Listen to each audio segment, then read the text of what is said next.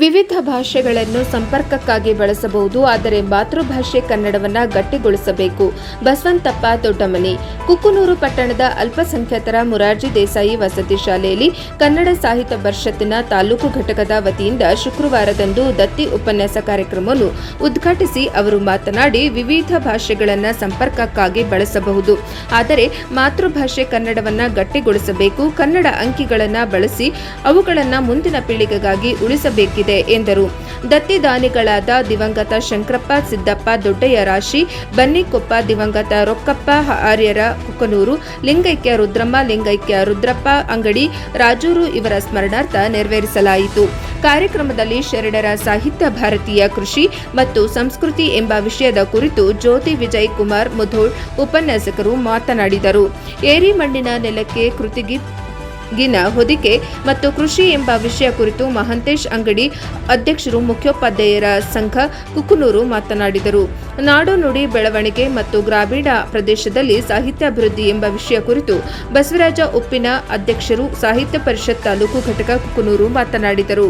ಈ ಕಾರ್ಯಕ್ರಮದಲ್ಲಿ ಕನ್ನಡ ಸಾಹಿತ್ಯ ಪರಿಷತ್ತಿನ ಅಧ್ಯಕ್ಷರಾದ ಕಳಕಪ್ಪ ಕುಂಬಾರ್ ಮಾತನಾಡಿ, ಕನ್ನಡ ನಾಡು ನುಡಿ ಸಂಸ್ಕೃತಿಯ ಉಳಿವಿಗಾಗಿ ಅವಿರತವಾಗಿ ಎಲ್ಲರ ಸಹಕಾರ ಸಹಾಯ ನೀಡುತ್ತಿದ್ದು, ಎಲ್ಲರೂ ಕನ್ನಡ ಭಾಷೆಗಾಗಿ ಅವಿರತವಾಗಿ ಶ್ರಮ ವಹಿಸೋಣ ಎಂದು ಕರೆ ನೀಡಿದರು. ಕಾರ್ಯಕ್ರಮಕ್ಕೆ ಸ್ಥಳಾವಕಾಶ ನೀಡಿದ ಶಾಲೆಯ ಆಡಳಿತ ಮಂಡಳಿಯವರಿಗೆ ಹೃತ್ಪೂರ್ವಕ ಧನ್ಯವಾದಗಳನ್ನು ಅರ್ಪಿಸಿದರು. ಆಶಯ ನುಡಿ ಬಸವರಾಜ ಮೇಟಿ ಗೌರವ ಕೋಶಾಧ್ಯಕ್ಷರು ಕನ್ನಡ ಸಾಹಿತ್ಯ ಪರಿಷತ್ ತಾಲೂಕು ಘಟಕ ನೆರವೇರಿಸಿದರು. ಮೊರಾರ್ಜಿ ದೇಸಾಯಿ ವಸತಿ ಶಾಲೆಯ ವಿದ್ಯಾರ್ಥಿ ವಿವೇಕಾನಂದ್ ಎಂಬ ವಿದ್ಯಾರ್ಥಿಯು ಕನ್ನಡ ವಿಷಯದಲ್ಲಿ 125ಕ್ಕೆ 124 ಅಂಕ ಪಡೆದ ವಿದ್ಯಾರ್ಥಿಯನ್ನ ಸನ್ಮಾನಿಸಿದರು. ನಂತರ ಕಾರ್ಯಕ್ರಮದಲ್ಲಿ ದತ್ತಿ ದಾನಿಗಳಿಗೆ ಹಾಗೂ ವಿವಿಧ ವಿಷಯಗಳನ್ನು ಕುರಿತು ಮಾತನಾಡಿದ ಉಪನ್ಯಾಸಗಳನ್ನು ನೆರವೇರಿಸಿದ ಗಣ್ಯರಿಗೆ ಹಾಗೂ ಶಾಲಾ ಮುಖ್ಯ ಶಿಕ್ಷಕರಿಗೂ ಇತರರಿಗೂ ಸನ್ಮಾನಿಸಲಾಯಿತು. ಕಾರ್ಯಕ್ರಮದ ನಿರೂಪಣೆಯನ್ನು ರಾಣಿಹಳ್ಳಿ ನೆರವೇರಿಸಿದರು. ಸ್ವಾಗತ ಪರಮೇಶ್ವರ್ ಪತ್ತಾರ್ ನೆರವೇರಿಸಿದರು.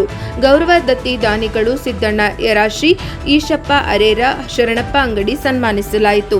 ಪ್ರಾರ್ಥನೆಯ ಗೀತೆಯನ್ನು ರೇಷ್ಮಾ ಬೇಗಂ ನೆರವೇರಿಸಿದರು.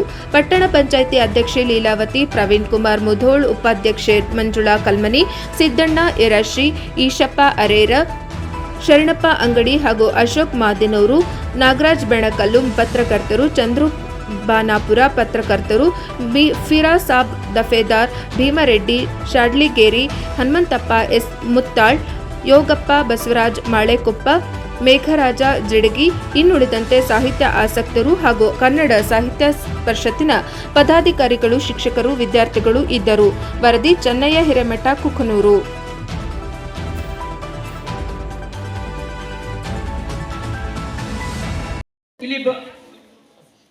ಭಾಗವಹಿಸಿರ್ತಕ್ಕಂಥ ದತ್ತಿ ಕಾರ್ಯಕ್ರಮದ ಉಪನ್ಯಾಸಕರೇ,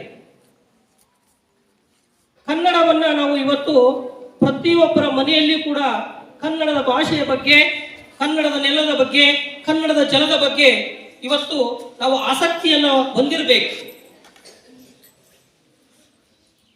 ಯಾಕಂದ್ರೆ ಕೇವಲ ದತ್ತಿ ಕೊಟ್ಟಿರ್ತಕ್ಕಂಥ ಕುಟುಂಬವಷ್ಟೇ ಅಲ್ಲ, ನಾವೆಲ್ಲರೂ ಕೂಡ ಆ ದತ್ತಿ ಕಾರ್ಯಕ್ರಮವನ್ನ ಯಶಸ್ವಿಗೊಳಿಸಬೇಕಂದ್ರೆ ನಾವು ಮೊದಲು ಕನ್ನಡದ ಸಾಹಿತ್ಯದ ಬಗ್ಗೆ ನಾವು ಎಚ್ಚರವನ್ನು ವಹಿಸಬೇಕು. ಯಾಕಂದ್ರೆ ಇಡೀ ನಮ್ಮ ಕುಕ್ಕನೂರು ತಾಲೂಕು ಘಟಕಕ್ಕೆ ಇವತ್ತು ನಾವು ಕೊಟ್ಟಿದ್ದಾರೆ ಕನ್ನಡ ಸಾಹಿತ್ಯವನ್ನು ನೀವು ಬೆಳೆಸಬೇಕು ಅಂತ ಹೇಳಿ. ನಾನು 2 ವರ್ಷದಿಂದ ನೋಡ್ತಾ ಇದ್ದೀನಿ, ಕನ್ನಡ ಸಾಹಿತ್ಯಕ್ಕೆ ಹಲವಾರು ಜನರನ್ನ ಕರೆತರಲು ನಮ್ಮ ಕನ್ನಡ ಸಾಹಿತಿಗಳು ಬಹಳ ಪ್ರಯತ್ನವನ್ನು ಮಾಡ್ತಾ ಇದ್ದಾರೆ. ಬನ್ನಿ ಕಾರ್ಯಕ್ರಮವನ್ನು ಯಶಸ್ವಿಗೊಳಿಸೋಣ, ಕಾರ್ಯಕ್ರಮವನ್ನು ಮಾಡೋಣ ಅನ್ನುವುದರ ಮುಖಾಂತರವಾಗಿ. ಯಾಕಂದ್ರೆ ಕನ್ನಡವನ್ನು ನಾವು ಬೆಳೆಸಲಿಲ್ಲ ಅಂದ್ರೆ ಮತ್ತಾರು ಬೆಳೆಸುವರಯ್ಯ. ಹಾಗಾಗಿ ನಾನು ಒಂದು ಮಾತನ್ನು ಹೇಳ್ತೀನಿ, ಇನ್ನು ಮುಂದೆ ಹೆಚ್ಚಿನ ದತ್ತಿಯನ್ನು ಯಾರಾದರೂ ಕೊಡೋದಿದ್ರೆ ಆಗಲೇ ಈಗ ಹೇಳಿದ್ದಾರೆ ಮೇಟಿಸರು ಕೂಡ ಆ ದತ್ತಿ ಕಾರ್ಯಕ್ರಮವನ್ನು ಯಶಸ್ವಿಗೊಳಿಸಬೇಕಂದ್ರೆ ಆನ್ಲೈನ್ನಲ್ಲಿ ಕೂಡ ನೀವು ಮಾಡ್ರಿ. ಆಮೇಲೆ ಕನ್ನಡ ಸಾಹಿತ್ಯಕ್ಕೂ ಕೂಡ ನೀವು ಮೆಂಬರ್ಶಿಪ್ ಅನ್ನು ಪಡೀರಿ, ಕನ್ನಡವನ್ನು ಯಶಸ್ವಿಗೊಳಿಸಬೇಕಂತೇಳಿ ಅವರು ಆಗಲೇ ತಿಳಿಸಿದ್ದಾರೆ. ಅದರ ಜೊತೆಗೆ ನಮ್ಮ ವಿದ್ಯಾರ್ಥಿಗಳು ಕೂಡ ಮುಂದಿನ ಭಾಗದಲ್ಲಿ ಪ್ರತಿ ವರ್ಷ ನಮ್ಮ ಶಾಲೆಯಿಂದ 3 ರಿಂದ 4 ವಿದ್ಯಾರ್ಥಿಗಳು ಕನ್ನಡ ಸಾಹಿತ್ಯ ಅಥವಾ ಕನ್ನಡದಲ್ಲಿ 100ಕ್ಕೆ 100 ಫಲಿತಾಂಶವನ್ನು ಪಡೆದು ಈ ಪ್ರತಿ ವರ್ಷನೂ ಕೂಡ ಈ ಶಾಲೆಯ ಕೀರ್ತಿಯನ್ನು ತರ್ತಾ ಇದ್ದಾರೆ. ಅದೇ ರೀತಿಯಾಗಿ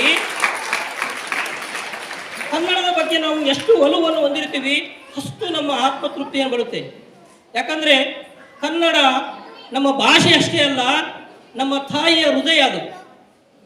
ಯಾಕಂದ್ರೆ ನಾವು ಈ ಕನ್ನಡವನ್ನು ರಾಜ್ಯವನ್ನು ಬಿಟ್ಟು ಬೇರೆ ರಾಜ್ಯಕ್ಕೆ ಹೋದಾಗ ಈ ಕನ್ನಡದ ಮಹತ್ವವನ್ನು ನಾವು ಅರಿತುಕೊಳ್ಬೇಕಾಗುತ್ತೆ. ಯಾಕಂದ್ರೆ ನಾನು ಕೂಡ ಬೇರೆ ರಾಜ್ಯದಲ್ಲಿ ಒಂದು ಸ್ವಲ್ಪ ದಿವಸ ಇದ್ದ ಶರಣರ, ಸಂತರ, ಯೋಗಿಗಳ, ಮಹಾನ್ ಪುರುಷರ ಒಂದು ನೆಲೆಬೀಡು ಅಂತಾನೆ ಕರಿಬಹುದು. ಯಾಕೆ ಅಂತಂದ್ರೆ ನಮ್ಮ ಕನ್ನಡ ಭಾಷೆಯನ್ನ, ಸಾಹಿತ್ಯವನ್ನ ಅಷ್ಟರ ಮಟ್ಟಿಗೆ ಅವರೇನು ಬೆಳೆಸಿ ಹೋಗಿದ್ದಾರೆ. ಆ ಪರಂಪರೆಯನ್ನ ನಾವೇನು ಸ್ವಲ್ಪ ನಾವು ಉಳಿಸ್ಬೇಕು, ಬೆಳೆಸ್ಬೇಕು ಅನ್ನುವಂಥದ್ದು ನಮ್ಮಲ್ಲಿ ಬರಬೇಕಾದ್ರೆ ನಾವೇನು ಮೊದಲು ಅವರ ಒಂದಷ್ಟು ಚರಿತ್ರೆಗಳನ್ನ, ಅವರು ಕನ್ನಡಕ್ಕಾಗಿ ನೀಡಿದಂತ ಕೊಡುಗೆಗಳನ್ನ ನಾವು ಸ್ಮರಿಸಲೇಬೇಕು. ಅದು ನಮ್ಮೆಲ್ಲರ ಆದ್ಯ ಕರ್ತವ್ಯ. ಹಾಗಾಗಿ ಅಂತ ಒಂದು ಶರಣರ ಬಗ್ಗೆ, ಶರಣರ ಒಂದಷ್ಟು ನುಡಿಗಳ ಬಗ್ಗೆ ನಾವು ತಿಳ್ಕೊಳ್ಬೇಕಾದದ್ದು ನಮ್ಮ ಜವಾಬ್ದಾರಿ.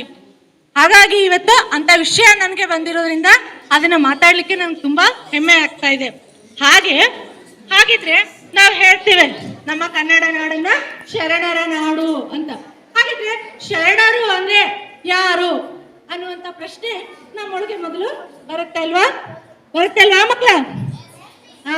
ಹಾಗಾದ್ರೆ ನಾವು ಶರಣರು ಅಂದ್ರೆ ಯಾರು ಅಂತ, ಯಾರನ್ನ ಕರಿತೀವಿ ಶರಣರು ಅಂತ?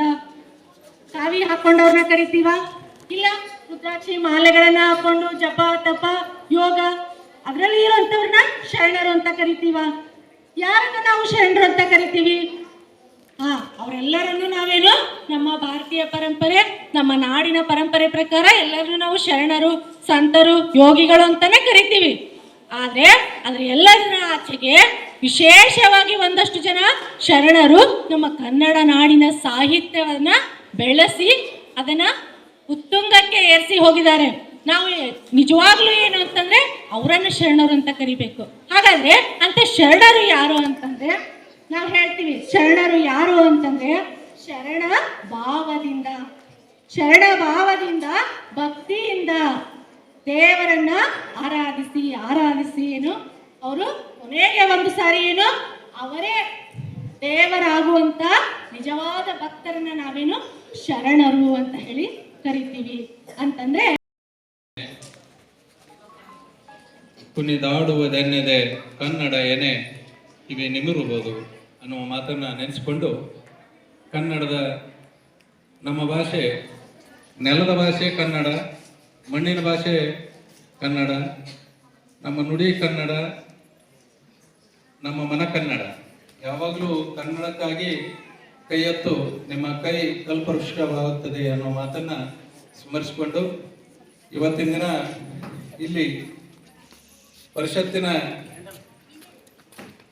ಕಾಯಂ ವಾರ್ಷಿಕ ಕಾರ್ಯಕ್ರಮಗಳಿಗೆ ಮೂಲಾಧಾರ ರೂಪದಲ್ಲಿ ಈ ದತ್ತಿಗಳನ್ನು ಸ್ಥಾಪನೆ ಮಾಡಲಾಯಿತು. ಈ ದತ್ತಿ ಕಾರ್ಯಕ್ರಮ ಅಂದ್ರೆ ಏನು?